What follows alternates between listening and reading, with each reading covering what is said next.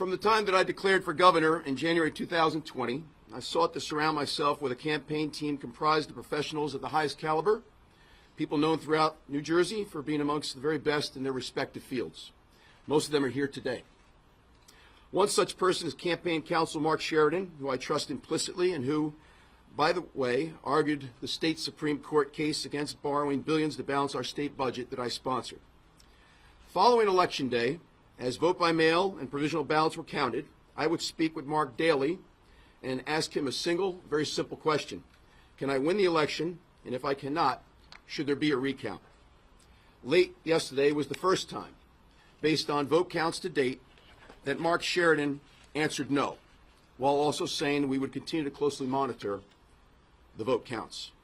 And so, I called Governor Murphy earlier today and congratulated him on his reelection and wished him well in serving the people of New Jersey. Why are we in Raritan Borough? 100 years ago, my grandparents immigrated to this country, settling right here in Raritan. They raised their children in a 4-family house not 300 yards from this very building. My parents, who had but one high school diploma between them, raised their 4 children in this great borough, starting out in my grandparents' 4-family home. My dad worked 38 years in the street department for Public Service Gas. He was a union pipe fitter. My mom worked midnights on the line for J&J. 2 blocks from here, my parents owned a restaurant, all the while never leaving their employ at Public Service or J&J. No 2 people ever worked harder, and every dime they made went to their 4 kids. Raritan is where Melinda and I started our family, in a 2-family house right across the street from my grandparents' house. New Jersey is my home, and it always will be. And for nearly 2 years, I traveled every corner of this state, engaging with New Jerseyans of every race, color, creed, and religion, listening and discussing their concerns, talking about the issues that matter, kitchen table issues, common sense solutions. It was an exhilarating experience that I enjoyed immensely. Being on the campaign trail only reaffirmed that the people of New Jersey are amongst the most decent and hardworking in the country. They are also the most frustrated. For the state they love, the state I love, is broken. Adding to the frustration is political leadership that is out of touch with what it is that really needs fixing here in New Jersey. There are those who seek to get things done by raising taxes. I prefer to see things happen by fixing our problems. And so, let me be clear. The people of this state do not want a handout. What they want is for us to fix the country's highest in the nation property taxes, the country's worst in the nation business climate, especially for small business, a bloated and inefficient state government that's been corrupted by special interests. Communities, people want them safe and secure by supporting our local and state police. And they want their public school curriculum to get back to basics in teaching critical life skills, providing vocational training, and never ever seeking to assume the role of parent. I was fully confident that, in speaking to these issues each and every day, with the people across the state who I'm proud to call as my fellow New Jerseyans, that I would win on Election Day. Of course, there were those who thought I couldn't win. There were those who told me I wouldn't win. Fact is, we almost did win. Why? Because every single time misguided politicians take this state too far off track, the great people of this state push, pull, and prod it right back to where it belongs, right back to where it needs to be, the common sense center. I do not see the result of this election as a failure. On the contrary, I am proud of what our campaign accomplished, proud of how we helped reinvigorate the Republican Party and mobilize new people who've never been involved before. To that end, despite those who told me, Jack, don't talk about the legislative candidates, just run your own campaign.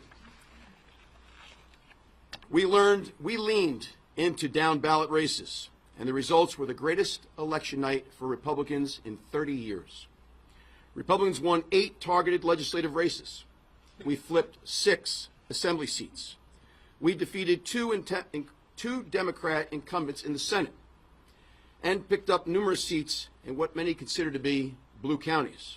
And so I'm also proud that there's now greater balance of power. And suddenly, I'm hearing Trenton politicians talk about lowering taxes, the kitchen table, common sense solutions, and paying much closer attention to what it is that's really bothering everyday New Jerseyans. To those who are disappointed that I'm conceding, to those whose faith in our election system is shaken, to those who are angry that I'm not asking for a recount today, let me say this. I've worked every day and night for 22 months to become New Jersey's governor. If you think I'd be standing here today conceding if I thought I won this election, you couldn't be more wrong. I hate to lose. Ask Mayor DeSico. But I'm also someone who believes strongly in our republic and our democratic processes. Enough votes have been counted. There does not appear to be a path to victory or the basis for a recount. Nor do we know of any systemic or widespread fraud. So no, I see no proof that this election was stolen. As my campaign said in a press release earlier this week, the new law the governor rushed to enact led to this disjointed and excruciating slow vote counting process. Sadly, in our current climate, that slow count and constantly changing online numbers gives rise to doubt in the system and unfounded conspiracy theories. That isn't healthy. The fact that we are 10 days past election and votes are still being counted is a problem for every close election to come. Voters do deserve better. I propose that the legislature, in partnership with the County Clerks Association and the Election Board Officials Association, standardize election reporting. We desperately need uniformity and strict reporting guidelines. Doing so would bring order to, and most importantly, renew faith in our system. Keeping all that in mind, I say this to my supporters. Let us continue to fight the good fight. Let us harness our frustrations and focus our momentum on what it is that made this campaign so very successful. Positive energy, positive messaging, positive common sense solutions. Let us continue to keenly listen, and in so doing, hear and elevate the concerns of people throughout the state. Because on this election night, we sent a powerful message to Trenton. And although it was never my intention, we sent a very powerful message to the nation. Our message is simple. We're tired of hyperpartisanship, tired of divisiveness, tired of tone deafness, tired of dismissing citizens' real concerns. Here in New Jersey, for a lot of individuals and families, taxes are an issue. Standing in line at motor vehicles is an issue. Not getting someone on the phone at unemployment or any other state department is an issue. Properly teaching our children in school is an issue. Supporting our local and state police is an issue. Excess government spending is an issue. The undue influence of special interests is an issue. Our hard work and success on Election Day lifted new voices that will be going to Trenton and carrying that message. New voices that will work to fix New Jersey. A few thank yous. Thank you to the New Jersey Republican Party for giving me the honor of being their gubernatorial nominee. Thank you to my campaign team for their outstanding effort. Thank you to our 4 children who inspire us every day. They do inspire us, right? Thank you to my wife, Melinda, whose sacrifices made my candidacy possible.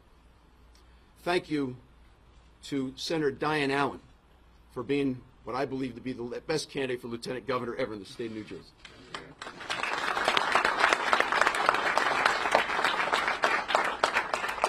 Most importantly, thank you to the people of New Jersey for welcoming me into their homes, their neighborhoods, their communities, and yes, their favorite diners.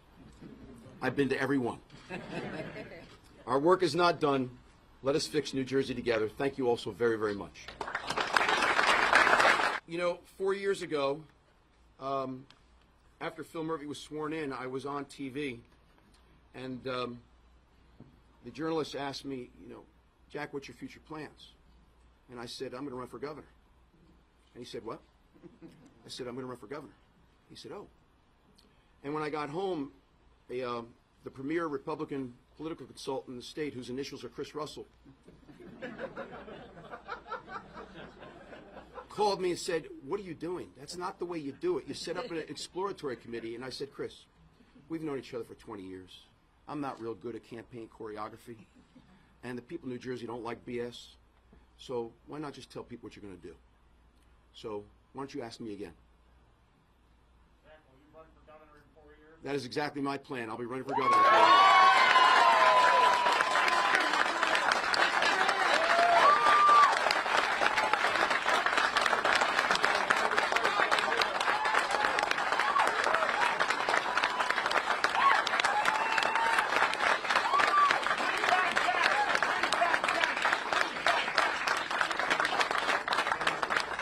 And you will win. Yes, he will. You will win. I want the governor to be successful in addressing the issues that are most important to New Jerseyans. But I just have this feeling that there's going to be a lot of fixing to do come 4 years from now. Yes.